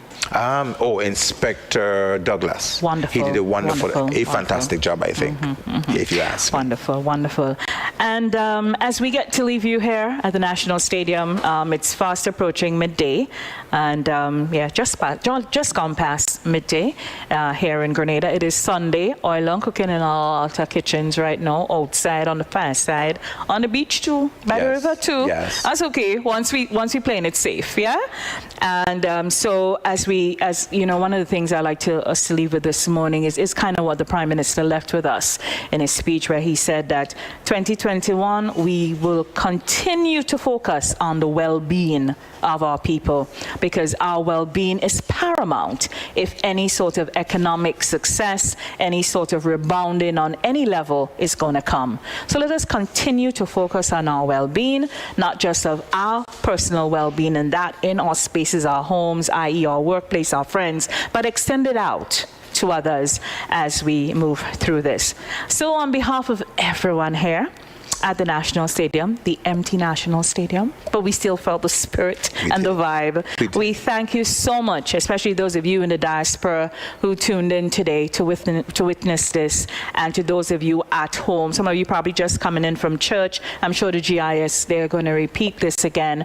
And right after this broadcast is a special feature that will air on the GIS, so you should continue looking. So Sylvan McIntyre, Superintendent Sylvan McIntyre, thank you so much. Such a good Grenadian. Great service. Thank you, Brenda. It's been a pleasure. And thanks for edifying me a little bit about vehicles this morning. You're very welcome. That's my personal takeaway. And I want to say, before we actually concluded on that, that one of my sons messaged me back to say, we missed it one, that one of the BMW, I did not see an X5. He corrected me on that. So, Brenda, I was subject to correctors as well. So totally out of my wheelhouse. All I know is a van, look at bus, look at car, look at truck. Yeah. So once again, it has been a pleasure for all of us. It has been a pleasure working alongside you, Brenda. Yeah. I like your colors. Thank you. Nice reflection of all that we have. Yeah. And we urge every Grenadian to be safe. Be safe, everyone. Be safe. On behalf of the National Celebrations Committee, happy 47th anniversary of independence. Let's go for as we aspire, build, and advance as one people. For everyone here at the National Stadium, I am Brenda Batiste. Bye-bye.